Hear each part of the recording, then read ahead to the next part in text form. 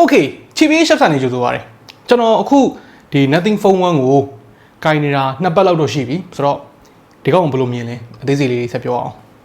ဆိုဒီနေ့ဗီဒီယိုဖြစ်မြောက်ရေးကိုကူညီပေးထားတာတော့ကျော်မိုဘိုင်းမော်ဒယ်မြန်ရဖြစ်ပါတယ်ဖုန်းတွေကိုလက်လီပဲဖြစ်ဖြစ်လက်ကားပဲဖြစ်ဖြစ်ဈေးတက်တာနဲ့ပစ္စည်းမှန်မှန်ကန်ကန်လိုချင်တယ်ဆိုလို့ရှိရင်ကျော်မိုဘိုင်းမော်ဒယ်မြန်ကိုတစ်ချက်တွားကြည့်လိုက်ပါကျွန်တော်တို့ description ထဲမှာလည်းကျော်မိုဘိုင်းမော်ဒယ်မြန်ရဲ့ page ကို mention လေးခေါ်ပေးထားပါတယ်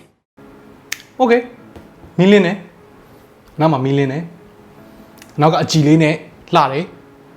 ဒါပေမဲ့အဲ့ဒီ hype တွေပေါ့နော်အဲ့ဒါတွေကိုဖယ်လိုက်လို့ရှိရင်ဒီဖုန်းကဘလောက်ကောင်းတဲ့ဖုန်းတစ်လုံးလဲအဲ့ဒါကိုနည်းနည်းဖောက်ပြီးတော့ကြည့်ရမှာပေါ့ဒီဖုန်းကထွက်ခါစားမှာတော့ဘယ်လိုပြောရမလဲတော်တော်လေးကိုလူကြိုက်များတယ်တော်တော်လေးကို hype တယ်လူတော်တော်များများဒီဖုန်းကိုမသုံးကြည့်ရသေးခင်မှာပဲကိုသုံးကြည့်ချင်ရလောက်အောင်ပေါ့နော်ဝယ်ကြည့်ချင်ရလောက်အောင်ဒီကောင်ကရောင်းရကောင်းတယ်ပေါ့အနည်းဆုံးတော့ထိုင်းပါဗျာဒီလားသူတို့ဘယ်နှလုံးမဲရောင်းလဲတော့မသိဘူးဒါပေမဲ့ website ကိုသွားကြည့်လိုက်တိုင်း out of stock ဆိုတာကြီးပဲဆိုတော့ဒါကိုရဖို့မနေ့လူဝယ်ထားရတယ်ပေါ့နော်ဆိုတော့ကျွန်တော်တို့အနေနဲ့ကပစ္စည်းတစ်ခုကိုဝယ်ရခက်ပြီဆိုလို့ရှိရင်ဒီပစ္စည်းကိုပို့ပြီးတော့လိုချင်ကြတဲ့ psychology ရှိတယ်ပေါ့နော် demand ပုံများလာတာပေါ့ဒီကောင်ကိုမိုက်တယ်ကောင်းတယ်ဆိုတာထက်ပို့ပြီးတော့ကောင်းတယ်လို့ခံစားရတဲ့စိတ်ခံစားချက်ပေါ့ပြောရင်တကယ်တမ်းကဒီဖုန်းက mid-range phone တစ်လုံးပဲဗျာဒီလား mid-range phone ဆိုပေမဲ့နည်းနည်း upper mid-range phone ဘက်ကိုရောက်တာပေါ့နော် upper mid-range phone တွေကမြန်မာနိုင်ငံမှာတိတ်ပြီးတော့ခေတ်စားလေးမရှိဘူးတိတ်ပြီးတော့ရောင်းရလည်းမကောင်းဘူးဥပမာအဖြစ်ဗျာ Samsung A53 ကိုပဲကြည့်နော်တခြားနိုင်ငံက reviewer တွေကဒီ Samsung A53 ကိုတန်တယ်သုံးရတာအဆင်ပြေတယ်အဲ့လို good review တွေပေးနေကြတဲ့အချိန်မှာမြန်မာနိုင်ငံမှာတော့နည်းနည်းအပြောခံရတဲ့ series တစ်ခုတွေပါတယ်လို့ပြောရမယ်ပေါ့နော်အဲ့လိုပဲ nothing phone 1ကိုလည်းကျွန်တော်ဗတ်မလိုက်ကြီး review လုပ်ရမယ်ဆိုလို့ရှိရင် Samsung A53 လို့ပဲပေးရတာကိုတကယ်တန်ရလားပေါ့နော်ဘာဖြစ်လို့လဲဆိုတော့ဒီကောင်းကိုဝယ်မယ်ဆိုလို့ရှိရင်12သိန်းကျော်13သိန်းအဲ့ဒီဝင်းချင်လောက်ကိုဖြစ်သွားမှာ flagship SoC မပါတဲ့ဖုန်းတစ်လုံးအနေနဲ့အဲ့လောက်ပေးရတာတကယ်ဟုတ်တယ်လို့လားဒါပေမဲ့တစ်ဖက်ကနေပြန်စဉ်းစားကြည့်ရင်ဒီကောင်က upper mid-range phone ဆိုပေမဲ့ flagship ကလာလို့လည်းကျွန်တော်ခေါ်ခြင်းတယ်ပေါ့နော်ခင်ဗျားတို့အရင်တော့ကကြားဘူးတဲ့ flagship SoC အဲ့ဒါကိုမှဈေးသက်သက်တာနဲ့ရလို့ဒီ flagship ကလာလို့ခေါ်တာတော့မဟုတ်ဘူးဒီကောင်ကပြောင်းမြန်ဒီဖုန်းကြောင်းဘာမှတော့စမပြောရသေးဘူးဆိုတော့စပြောမယ်ဒီကောင်ကိုကျွန်တော် daily ပေါ့နော်နှစ်ပတ်လောက်သုံးကြည့်တဲ့အချိန်မှာ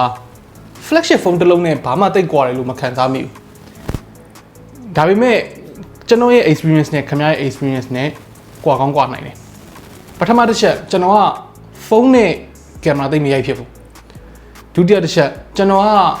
ဖုန်းပေါ်မှာ game သိမဆော့ဘူးအဲ့နှစ်ခုကိုမလုပ်ဘူးဆိုလို့ရှိရင်ဒီဖုန်းကလုံးဝ flagship ပဲပထမဆုံးအနေနဲ့ကသူ့ရဲ့ build quality နဲ့ design ကတော့ပြောနေကြမလို့ပါဘူးเนาะတော်တော်များများကြိုက်မဲ့ design ပေါ့เนาะမကြိုက်ဘူးဆိုလို့ရှိရင်လည်းဒီဗီဒီယိုခင်ဗျားကြည့်နေလိမ့်မယ်လို့မထင်ဘူးအဓိကခင်ဗျားဒီဗီဒီယိုကြည့်နေခြင်းဒီနောက်ကမီးလင်းတာရဲ့ဒီ design ရဲ့အဲ့ဒါကိုကြိုက်လို့ကြည့်နေတာလို့ကျွန်တော်ယူဆတယ်ပေါ့နော် build quality အနေနဲ့ကလည်းတော်တော်လေးကိုချစ်လစ်ရှိတယ်အနောက်ဘက်မှာလည်းကျွန်တော်တို့လက်ရာတွေဘာတွေမထင်ဘူးအနောက်ဘက်မှာလည်းကျွန်တော်တို့ glass material သုံးထားတယ်ဘေးဘက်မှာလည်း metal finish ပေါ့နော် aluminum finish တွေ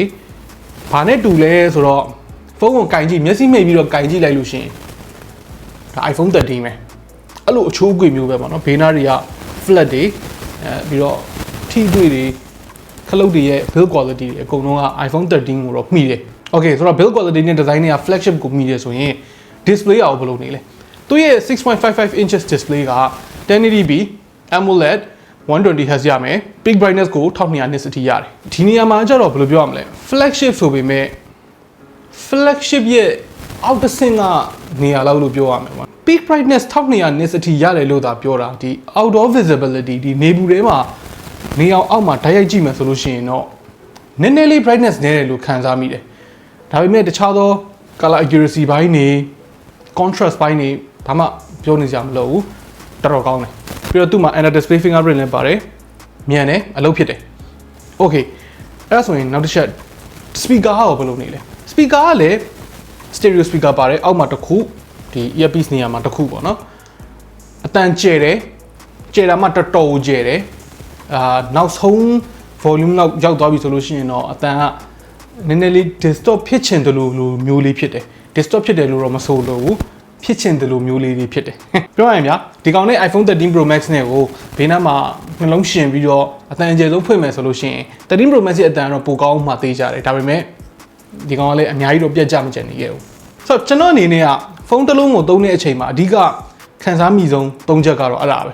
speaker ရဲ့ display ရဲ့ build quality ရဲ့ design ရဲ့အဲ့ဒီ၃ခုလုံးမှာ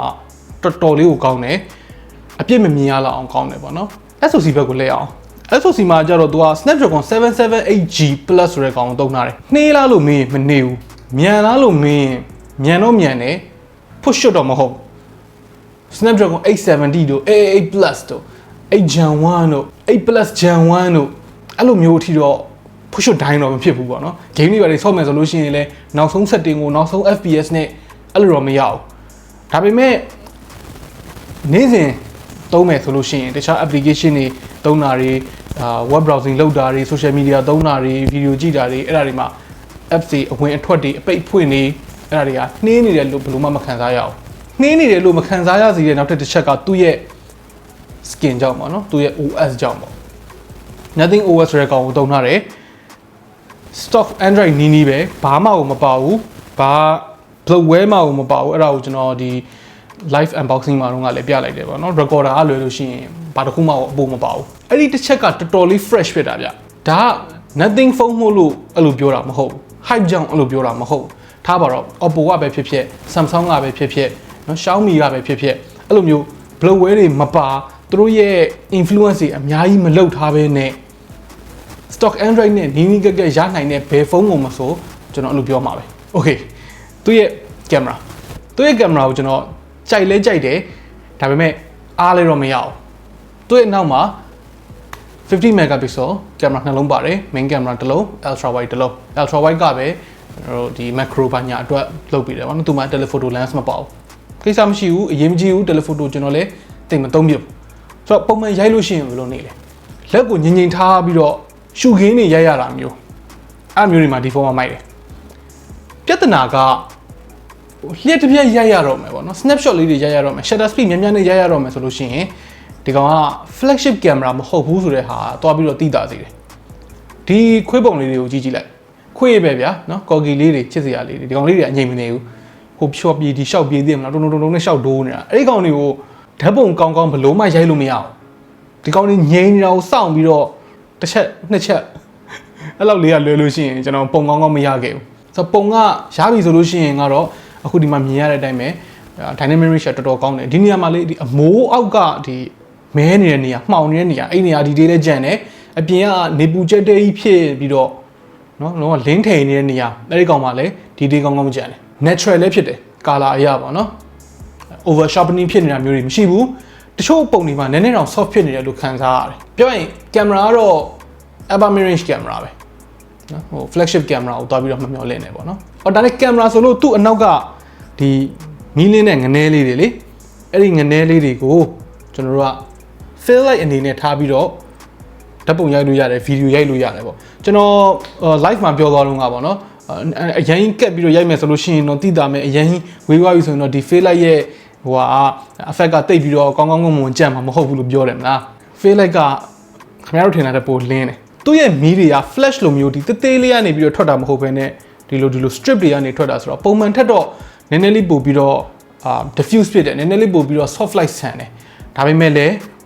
းကျွန်တော်ထင်တယ်တော့မ soft ဘူးကျွန်တော်ထင်တယ်လို့လည်းမမှန်ဘူးရန်လည်းလင်းတယ်နည်းနည်းလေး harsh တယ်ဒါကသူ့နောက်ကနောက်မီးလင်းတဲ့ကိစ္စကိုသုံးလို့ရတဲ့နီးတစ်မျိုးနောက်ထပ်နီးတစ်မျိုးကကျွန်တော်တို့ခုံပေါ်မှာနော်ဒီတိုင်းဖုန်းကိုမှောက်လိုက်ပြီဆိုလို့ရှိရင်အနောက်ကနေပြီးတော့မီလီယာတက်တက်ဆိုပြီးတော့အချက်ပြလိုက်မယ်အဲ့လိုဖြစ်သွားပြီဆိုလို့ရှိရင်ခင်ဗျား silent mode on ထားမ on ထားတော့ auto silent mode ထဲရောက်သွားမယ် notification တွေလာပြီဆိုလို့ရှိရင်အနောက်ကမီလီယာပဲဒီ flash လေးလင်းပြီးတော့အချက်ပေးမယ်အဲဒါပေမဲ့ default မှာတော့အဲ့ဒီ option ကမဖွင့်ထားဘူးပေါ့နော်ဟိုကိုယ့်ဘက်ကကို setting နဲ့တွားပြန်ဖွင့်ရတာအဲ့လိုသုံးတာအလုပ်ဖြစ်လားဆိုတော့စိုးတော့မစိုးဒါပေမဲ့ကျွန်တော်စိတ်ထင်ပါနော်ဒီဖုန်းကိုရပြီးချင်း1လ2လလောက်မှာတော့သုံးပြစ်မယ်နောက်ပိုင်းကျလို့ရှိရင်တော့မျက်စိနောက်လို့စိတ်ရှုပ်လို့အဲ့ဒါကိုပြန်ပိတ်လိုက်မဲ့သဘောမျိုးမှရှိတယ် nothing phone ထွက်ခါစားပေါ့နော်ဝယ်ရတာခက်နေတဲ့အချိန်မှာငါ nothing phone ကင်ထားတယ်ကောလို့ကြွားချင်းအဲ့ဒီ setting လေးဖွင့်ထားလိုက်ရုံပဲဒီလိုလေးတင်ထားလိုက်ခုံပေါ်မှာတင်ထားလိုက်ဘယ်သူမှသတိမထားမိဘူးပဲထား နော် notification ဝင်လာ plug plug ဆိုလူမျက်စိရတယ်လို့ auto တော့ဒီဘက်ကိုရောက်သွားမှာ attention ရောက်သွားမှာပေါ့နော်ကြည့်လိုက်ဟာ nothing phone ကြီးပါလားပေါ့မသိတဲ့သူကလည်းဟာဖုန်းကြီးလည်းမိုက်တယ်ပေါ့ cool factor ပေါ့ okay ဆိုတော့မိုက်တာတွေပြီးပြီဆိုတော့ကျွန်တော်အားမရတဲ့အချက်နှစ်ချက်ရှိတယ်ပထမတစ်ချက်ကသူ့ရဲ့ battery 4500 mAh ပါတယ်နည်းနည်းသေးတယ်လို့ခံစားရတယ်193 gram ရှိတဲ့ဖုန်းတစ်လုံးမှာ4500 mAh ဆိုတာသူ့ရဲ့ battery size နဲ့ weight နဲ့ကိုအချိုးပြန်ချလိုက်လို့ရှိရင်ဒါလေးတယ်လို့ပြောလို့ရတယ်ပေါ့နော်တစ်ဖက်ကပြန်ကြည့်ပြန်တော့လဲသူက standby time လေးရတော့ကောင်းတယ်ဖုန်းကို3မိနစ်ဘူးနော်ဖုန်းကိုအပြင်ယူရတယ်တနေ့ကုန်သိပ်မသုံးပြဘူးဆိုလို့ရှိရင်ပြန်လာတဲ့အချိန်မှာသိပြီးတော့ဖုန်းအားကုန်နေမှာမဟုတ်ဘူးအဲ့လိုမျိုးကဖုန်းတိုင်းကိုပြောလို့မရဘူးတချို့ဖုန်းတွေကမသုံးလဲအားအသေးကုန်တယ် standby time မကောင်းတာပေါ့နော် nothing phone 1ကျတော့ standby time ကတော့ကောင်းတယ်ဒါပေမဲ့သူ့ actively သုံးနေပြီဥပမာအဖြစ် Facebook ဂျာကြီးပွင့်နေပြီ YouTube ဂျာကြီးကြည့်နေပြီ game ဂျာကြီးဆောက်နေပြီဆိုလို့ရှိရင်တော့ဖလုတ်ခနဲ့ပဲ battery ကပြီးတော့သူ့အပြန်သွင်းတဲ့နေရာမှာလည်း33 watt အထိပဲရတယ်ဒီဈေးနဲ့က66 watt တန်းရဟုတ်ပါလုံးလို့ရတယ်ဒီဖုန်းက speed ကိုဦးစားပေးတဲ့ဖုန်းပေါ့နော်120 Hz display လေးနဲ့ပြီးတော့မြန်အောင်လို့သူ့ရဲ့ OS ကိုလည်းရှင်းလင်းနေအောင်လုပ်ထားတယ်ဒါပေမဲ့အဲ့ဒီ concept ကို like မနိုင်တဲ့နှစ်နေရာအားသွင်းတဲ့ speed ရယ် camera ရဲ့ shutter speed အော်နေတခုပြောဖို့ကြံသေးတယ်တခြားဒီ upper mid range တွေမှာပါလေးမရှိတဲ့ဟာပေါ့နော်ဒီမှာ wireless charging ပါတယ် wireless charging pad နေရာကိုဒီလိုလေးပါဝိုင်းပေးထားတယ်ပေါ့နော်ဒီကောင်အသွင်းမဲ့ဆိုလို့ရှိရင်အဲ့ဒီဟာလေးလင်းလာမယ်ပေါ့15 watt ထိရတယ်ပြီးတော့ reverse wireless charging လည်းရတယ်ဥပမာဒီကောင်မဟုတ် airport တွေပါလေကောက်တင်လိုက်မယ်ဆိုလို့ရှိရင် auto အသွင်းနေမယ်အဲ့လိုဆိုလို့ရှိရင်လည်းအသွင်းနေပြီဖြစ်ကြောင်းမီလီတစ်ချက်လင်းခူးဖြစ်တယ်ဆိုတော့နေကုန်းချုပ်ပြောရရင်ဈေးလေးကိုသာထည့်မစင်စားဘူးပေါ့နော်ခင်ဗျာဖုန်းတစ်လုံးကို30လောက်ကြတော့လဲပေးမသုံးချင်ဘူးဒါပေမဲ့ပုံမှန် mid range တွေသုံးရမှာလဲကြိုက်ဘူးပေါ့နော်တည်မလားနည်းနည်းလေးထူးချွန်ခြင်းနဲ့နည်းနည်းလေးခြုံထွက်ခြင်းနဲ့30ကျော်30ကျော်ပေးပြီးတော့သူများတွေဝေါဖြစ်မှာမျိုးထက်12သိန်းကျော်13သိန်းဝန်းကျင်လောက်မှာဝေါဖြစ်မှာမျိုးလိုချင်တယ်ဆိုလို့ရှိရင် nothing phone ကအကောင်းဆုံးရွေးချယ်မှုဖြစ်လိမ့်မယ်ဒါမှမဟုတ်ခင်ဗျာ game အများကြီးဆော့တတ်တဲ့သူမျိုးဖုန်းကို battery ခံရမယ် highest setting မှာ highest fps နဲ့ဆော့လို့ရမယ်ဆိုတဲ့သူဆိုလို့ရှိရင်တော့ဒီကောင်လှည့်အောင်မကြည့်တာကောင်းတယ် okay ခင်ဗျားတို့ရောဒီ nothing phone 1လေးကိုဘယ်လိုမြင်လဲပြီးတော့ကျွန်တော်ဒီနေ့ review လုပ်သွားတဲ့ပုံစံပေါ့နော်နည်းနည်းလေးပုံစံလေးပြောင်းပြီးတော့လုပ်ကြည့်ထားတယ်ဟိုတစ်ခုချင်းစီပြောတာမျိုးမဟုတ်ဘဲနဲ့ရောက်တဲ့ရာပြောပြီးတော့ဒီတကယ်ချင်းတယောက်နဲ့စကားထိုင်ပြောနေတယ်လို့မျိုးပြောတဲ့ပုံစံမျိုးပေါ့နော်အဲ့ဒါမျိုးဘယ်လိုသဘောရလဲအရင်တော့ဟာတွေနဲ့ခုဒီပုံစံနဲ့ပြဟာကိုသဘောကျလဲအောက်က comment တွေမှာဝင်ရောက်ဆွေးနွေးခွင့်တော်လို့ရပါတယ် okay